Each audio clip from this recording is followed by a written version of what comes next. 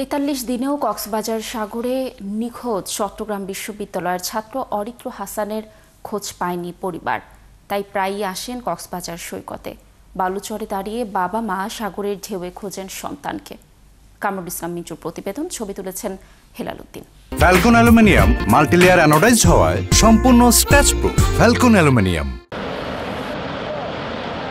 অথৈ সাগরের অদম্য ঢেউয়ে হারিয়ে গেছে চট্টগ্রাম বিশ্ববিদ্যালয়ের ছাত্র অরিত্র হাসান। ৪৩ দিন ধরে তার কোনো খোঁজ নেই। কদিন পরপরই সৈকতে এসে দাঁড়ান অরিত্রের বাবা। তিনি এখনো ভাবেন কোনো না কোনোভাবে তার ছেলে ফিরে আসবে। একটা পয়েন্ট থেকে আরেকটা পয়েন্ট আমি হন্যে হয়ে খুঁজছি। আমি একটা ঢেউয়ের আসার দিকে তাকিয়ে থাকছি। একটা ঢেউ আসতে না আসতে আর একটা ঢেউ আশ্রে পড়ে।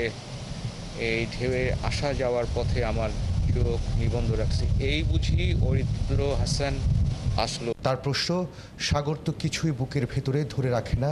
প্রতিদিন কত অচেনা জিনিস ভেসে আসে তীরে, কিন্তু অরিত্রের দেহটা কোথায় রেখেছে এই সাগর? কেন শুধু তাকেই ফেরায় না?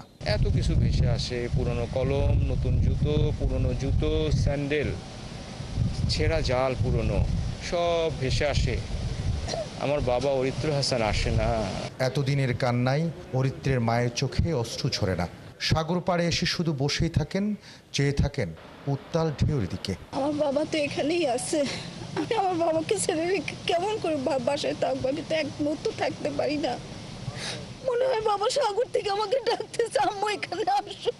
গত ৮ জুলাই হিমছড়ির সাগরের ঢেউ গিলে নিয়েছিল ৩ বন্ধুকে। সেদিনই ভেসে উঠে সাদমান রহমান সাবাবের নিথর দেহ, কিন্তু এখনো কোনো খোঁজ মেলে না অরিত্র হাসানের।